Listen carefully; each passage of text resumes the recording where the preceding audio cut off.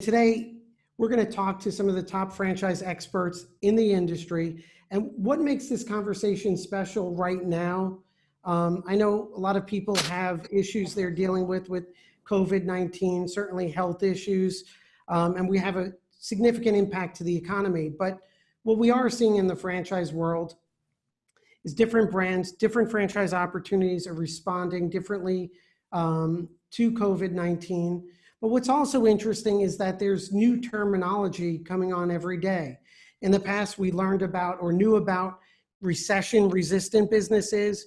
Now we're learning about the importance of essential services.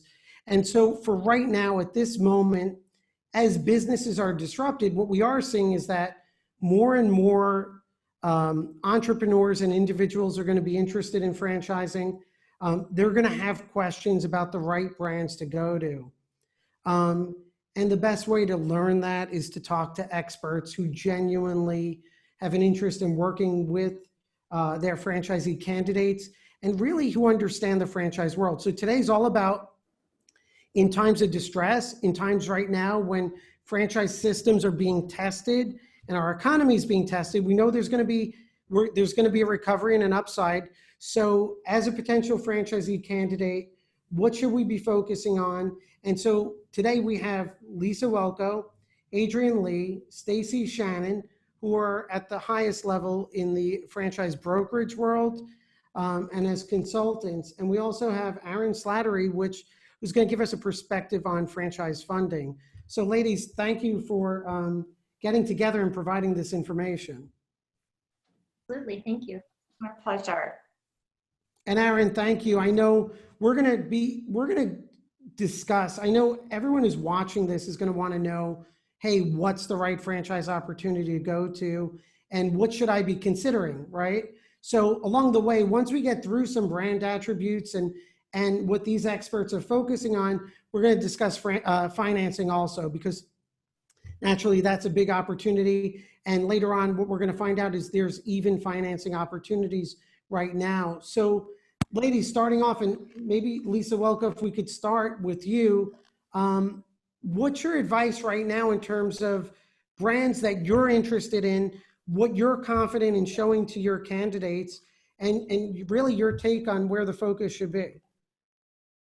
Thank you. I mean, I think the most important thing right now to keep in mind is that we're in a moment in time. And so we are all, I think, looking at brands that are going to not only withstand this moment in time, but be there afterwards. And so I have quite a few people right now looking at a brand that I like. It's in the medical and health industry, which is always a good industry to be in. We haven't seen them suffer at all. But it's actually a service business to other commercial businesses and services. So it's a B2B concept. They're a vendor of other large businesses. So I love that. There's no national competition. So it's always good to have those conversations about the fact when we're looking at a market, who's your competition going to be? And in this space, there's no other national competition for them.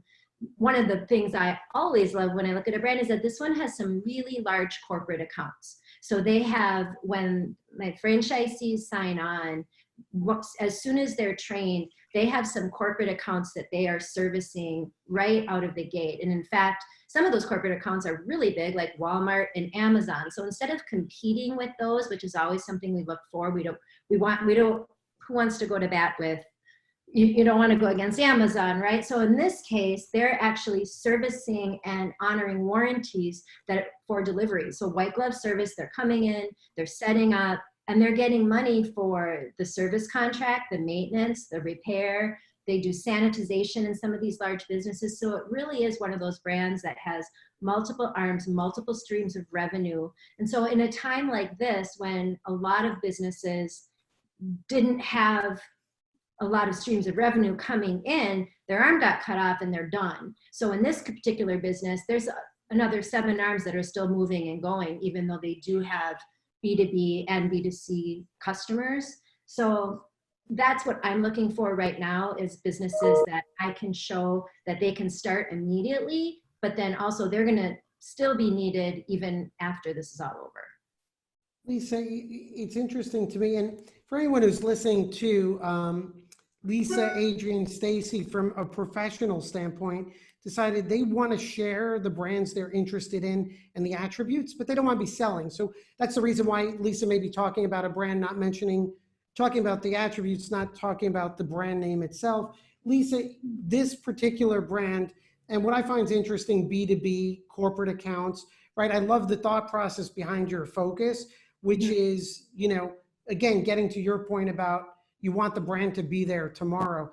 Does this fall into the category of recession resistant or essential services? Absolutely. So it's a 20-year-old brand, so it's been through a couple recessions already. And so I think from what I can see, it's going to be fine. It's been fine. So. Okay. Adrienne, what are you focusing on for your candidates, and what do you find interesting right now? Yeah, I don't think any conversation at this point in time would be complete without talking about the home health industry.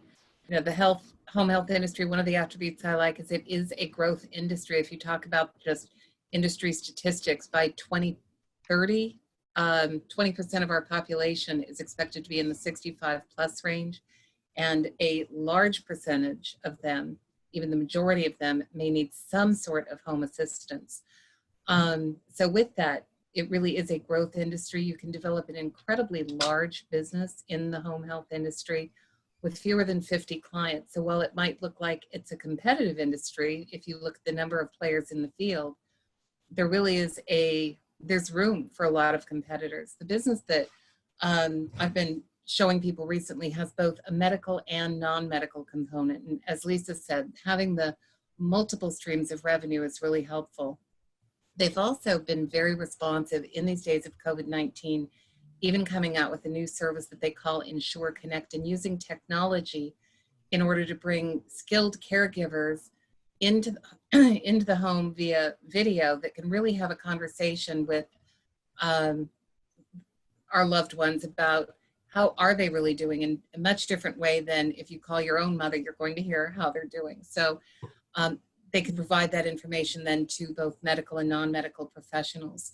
It's also a private pay industry, so there's no insurance, there's no Medicare being processed. And I think those are important elements also, where you're not having to deal with a lot of the regulations that go along with that. But it's also a business that you really can do very well by doing good. Certainly it's kind of a feel-good industry where you do get to take care of people at a time when they need some assistance and provide that TLC that I think people need, and particularly now that they need. So Adrienne, that's one of the ones that I've been showing. What's interesting is like a lesson I guess we all learned that you're focused on here is you just can't fight demographics, right? And there's that surging demographic. And as you're speaking, by the way, I feel the guilt of, I didn't call my mother today. And I'm gonna, so I mean, I totally get that. And I've spent conversations hooking up things and saying, just press this button to call me, but I don't know. But that's interesting. And what I'm finding too is good franchisors are going to develop more technology. I mean, especially as we come out of this COVID issue, brands need to pivot. They need to be building on their technology edge. And again, the theme consistent with Lisa and yours is those multiple income streams, right? Non-medical, medical, and those are important. Right. And again, very recession resistant. It's even with COVID-19, where they previously provided service where maybe parents were living with kids and they provided service while the kids were out at work. Well, now the kids are home and they don't need that assistance, but there's other people that can't get to their loved ones, so that's picking up. So it's staying very steady, even with COVID-19, in the same way that it stays steady in prior recessions. Right, so going to that, so this falls into, again, I don't want to get caught up too much on terminology, but this is recession resistant, essential services. I mean, and it's interesting because sometimes I'm like, is it really recession resistant, right? Not this in general, but this is a demographic of moms and dads. And I mean, I personally am experiencing it, right? In terms of my mother. So, I mean, whether there's a recession or not, you need these services. So, I mean, it's good. And I think whoever's listening, I think, these are good. I mean, even just takeaways and thought process, thinking about those multiple revenue streams, thinking about what is recession resistant, what is essential services, what claims they are but may not be. Stacie, what are your thoughts? Where are you focusing for your candidates? I know you've been focusing on a number of brands. So very similar to Lisa and Adrienne, the concept that I would like to introduce to you is definitely a recession resistant type of company, but it falls in a very different category. So the category is commercial health and safety. So think about that for just a moment. This concept is one that is actually thriving in today's COVID-19 environment. And not to say that they weren't prior to, but whereas it used to be an education process for their franchise owners when they go out and visit clients, today it's no longer that. So this franchise concept, it does, as I mentioned, it's recession resistant. And what I really mean by that is it's Amazon proof, it's technology proof. This requires individuals to go out and perform a service in their community. So this, again, similar to the concept Adrienne introduced, is a concept that is going to allow individuals or franchise owners to make a difference in their community by keeping it safe for their businesses. So it is a business to business model. What I really like about this is it also has a recurring revenue stream. So when a new client is brought on, they are signing a 1 or 2 year contract for their services. So you're going to have that recurring revenue stream over time. Additionally, it has multiple revenue streams. So it is primarily a service-based business, but it has some minimal inventory that you can use as an additional upsell to your services and to enhance your client's experience with you. So no brick and mortar, only requires warehouse space, which is nice from a low rent aspect. And then the staff that you bring on, you can add staff as you grow your business. Additionally, this franchise or awards very large territories. So it is a single territory concept, but with unlimited growth potential. So think about that for a minute. If you have one territory and unlimited businesses that can use your service, and primarily their customer bases will be restaurants, fitness facilities, childcare centers, you name it, hospitals, unlimited potential there. Just to wrap up, a couple more really neat attributes is the corporate support. So the franchise corporate office will handle all the back-end accounts receivable, in addition to providing IT support and ancillary support. So from a franchise owner standpoint, that really leaves you to focus on growing your business. And then to wrap up, it is also an eco-friendly concept. It has been EPA approved. And, just one more comment, FEMA actually just announced within the past week that any government municipal buildings can have this service come in and be performed, and they are going to reimburse the individuals asking for the service 100% of their cost. So, it's interesting because I guess if you don't learn lessons from experience, you're not progressing, right? So we're all, as an industry and as entrepreneurs, working through a crisis. And what I love is the consistency among the three of you. And again, very similar focus on value, where Stacie, you're referring to B2B, recurring revenue models. It's interesting because you're also saying no brick and mortar, which is where people got hurt in many ways, Right. with space that wasn't correct. So what I'm seeing is at least from your industry insights from the three of you is, um, a clear focus on not just essential services and recession resistance, but a focus on where those revenue streams are coming from, right? The B2B, the multiple revenue stream channels.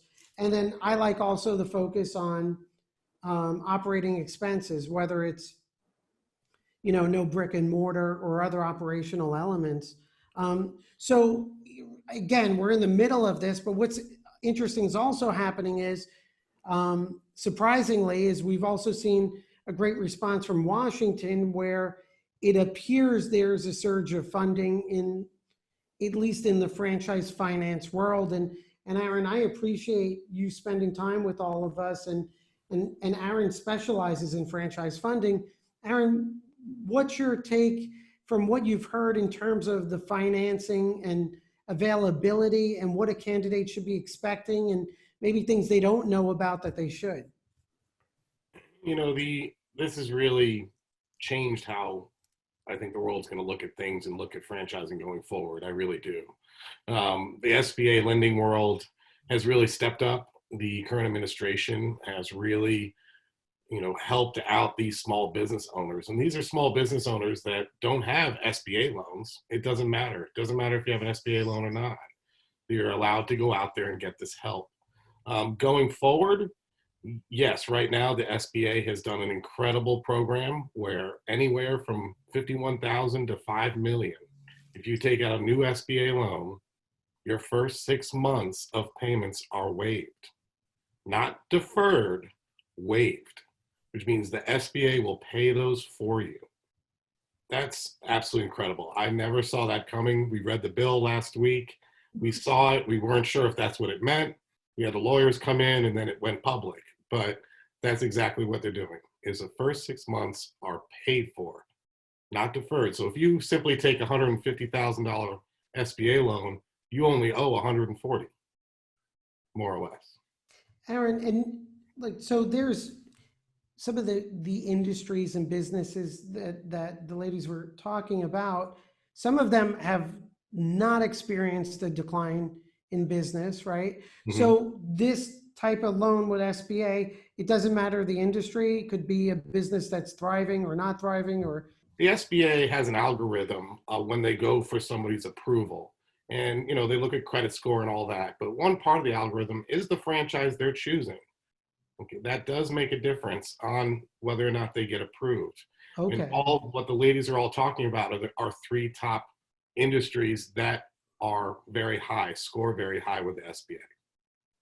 That's interesting because I don't think many people even consider that. I know your candidates do, and I know you ladies go through that process. And even knowing each of you personally, I know how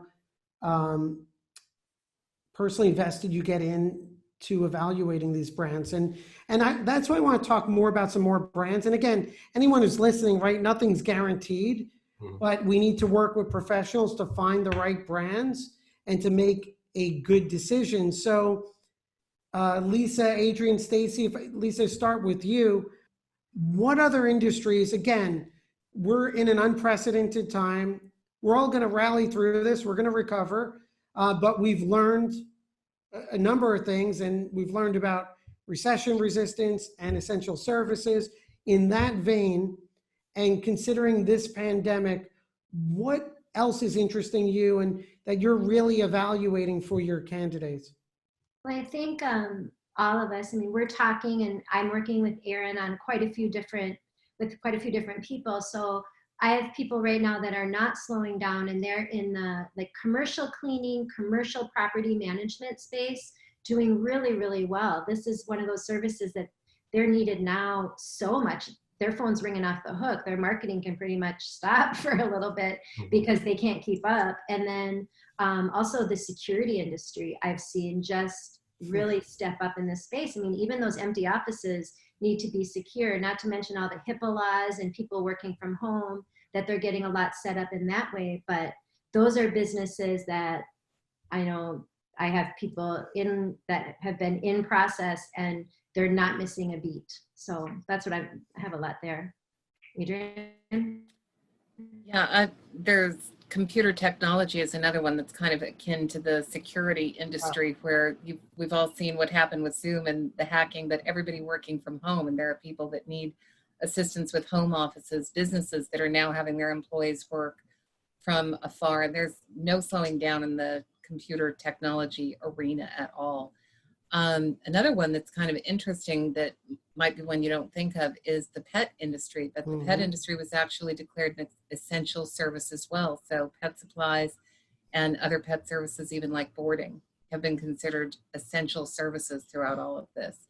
And people do spend money on their pets, good times or bad. So again, very recession resistant as well. Yeah, I would agree with that, Adrienne. I'm dying to get my pet groomed during these times, and it's just not happening. So just a couple more that I would add is residential cleaning. This is certainly another area that I've been privileged to have somebody come into my home and clean, and I am totally missing that these days as well. But residential cleaning is always a great service and a great segment to explore for business ownership, and a low cost one as well. Another one to look at is disaster restoration. So these are things that are out of our control, that are going to continue to happen through time. Flooding, water damage, fire, and so forth. So companies that deal with disaster restoration, those are as well going to stand the test of time. Aaron, are you seeing any consistent trends in the lending space? I mean, because you must see loans come across all the time, right? I was going to speak up and tell you, it's kind of interesting how this has been going on. When it started, we thought everything was going to slow down.